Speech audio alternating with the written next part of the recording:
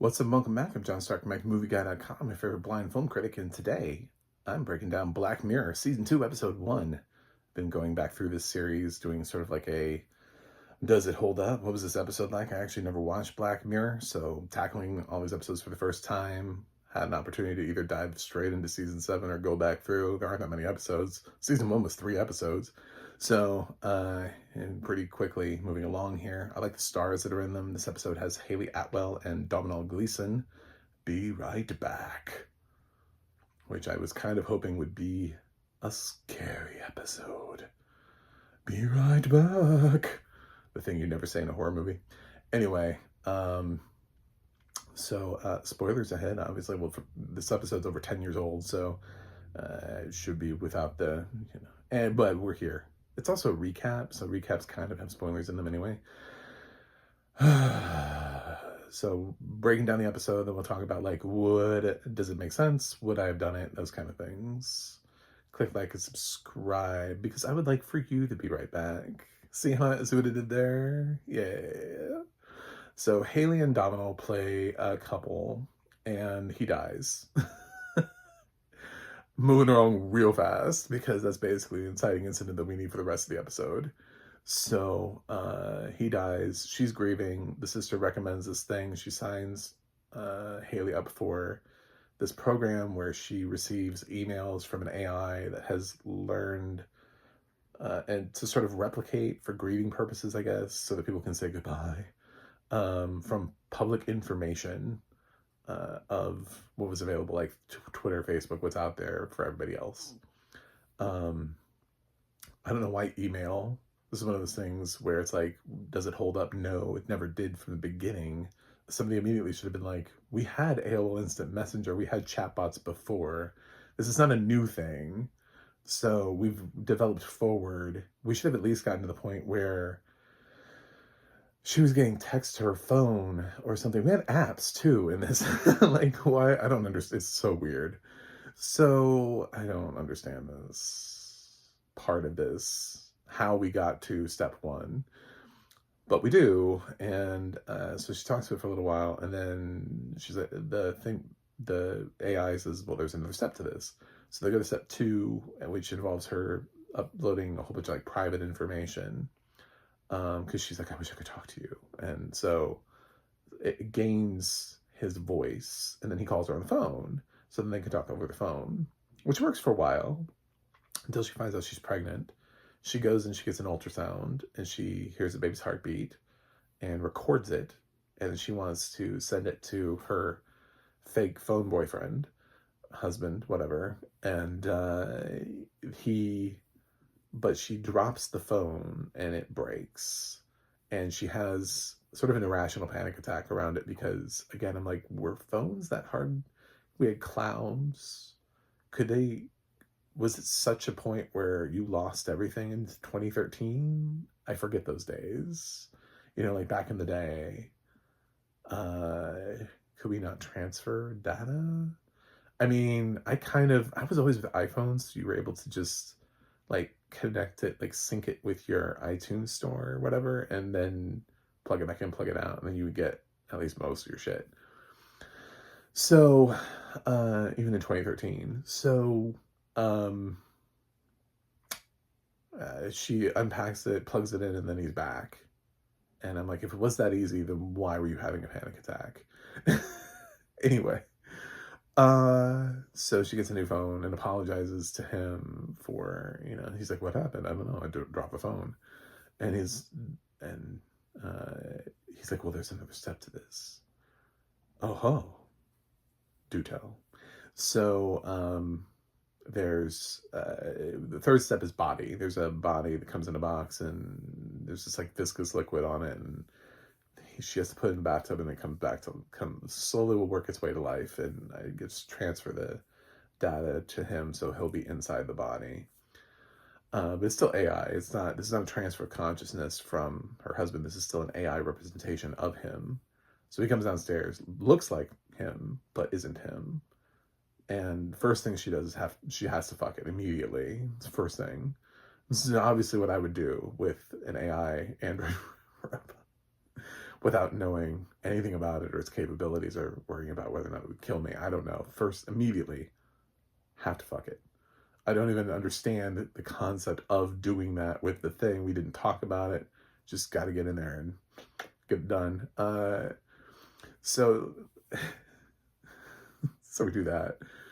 And it develops into, she starts seeing him because he's perfect. Like, he has no blemishes. His skin is untarnished.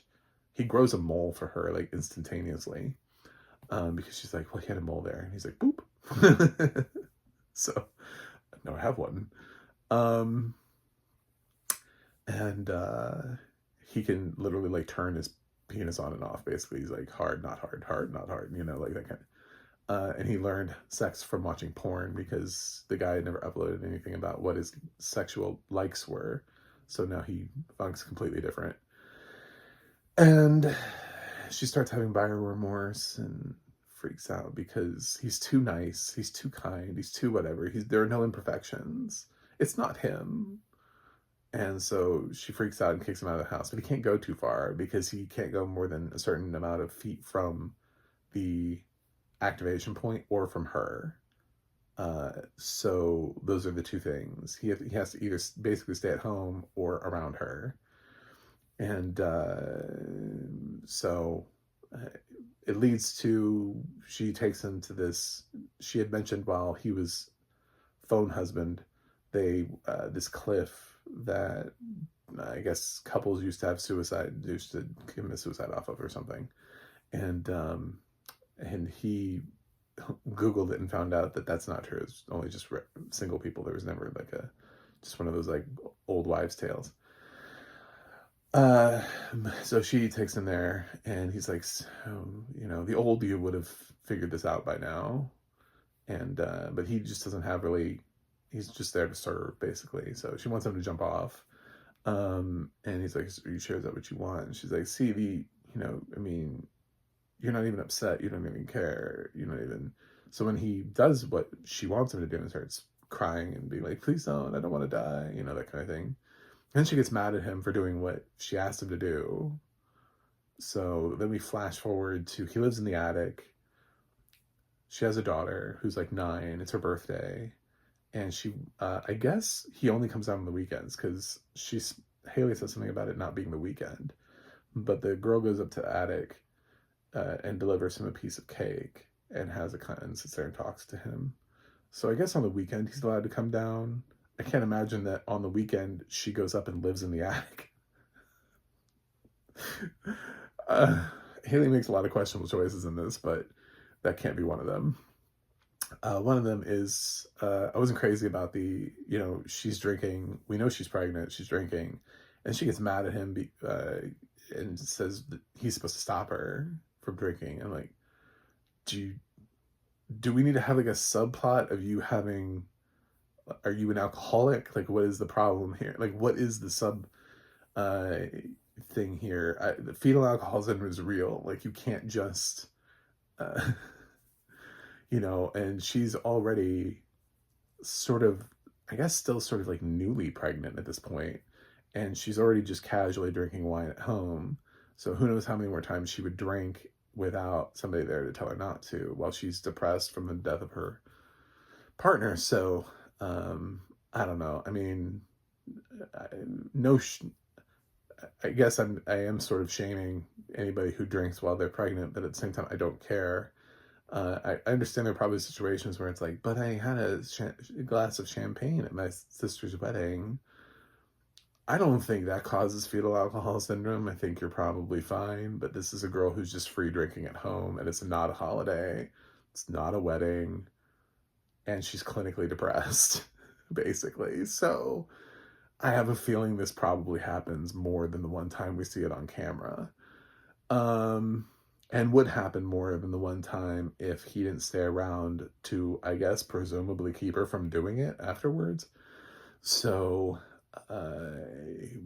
does it hold up? Not 100% because it never really did from the beginning, because we already sort of had technology that was being developed that they should have tapped into and said that it's unlikely that it would start off as this weird correspondence thing it would show up as a chat bot or something that texted you, or an app on your phone, something like that. It would create, I don't know, message you on Facebook or something, like something that made sense.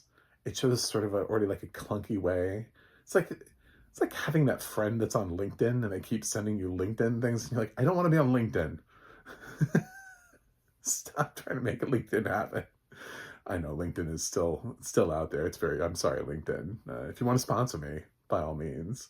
But also, if you want to sponsor me, it would be great if you didn't have a verification system that proved that somebody had to have their real name, which prevents a lot of the LGBTQ community from being able to be in there, because they don't use birth names, use chosen names because they're in the middle of a transition.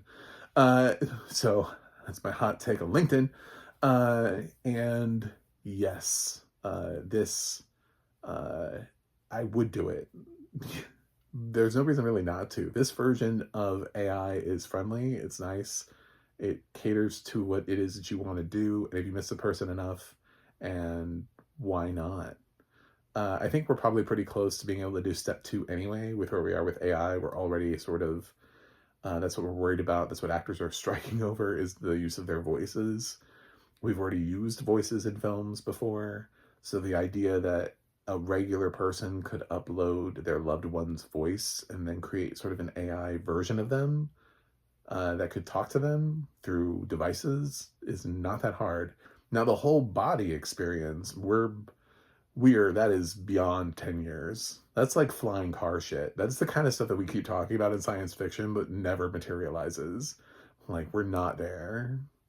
Might we be at some point? Absolutely. In my lifetime, unlikely. Like, I'm not even sure that we're going to find a way to reverse blindness in my lifetime. So do I think we're going to create a full fucking living person that just appears? And it doesn't bleed or anything. Whatever this is, android, robot. No. Like, there are other things that we haven't done yet. So a little cart before the horse on that one. But yeah, I think that's probably where we're at with Black Mirror. Be right back. Good performances. Interesting thing that ultimately inspires remorse. There isn't really a problem with the AI. The problem's with her. She sits there and pounds on it. And she's like, hit me. And he's like, would I have hit you? No. Then why do you want me to hit you? I mean, she has like irrational reasons for its buyer's remorse, is what it amounts to. It's the, I shouldn't have done this, my bad, but now I'm going to blame you for it. When there's really nothing that, this thing isn't doing anything wrong. It's doing exactly what it was doing before. It's just in a new form. So, yeah, it could be handy. Absolutely. So, if you miss somebody enough and that's what you need to go on. Anyway, that's it. I'm going to give this episode a B+. Thanks for watching. Thanks for subscribing, and I'll see you guys on the other side.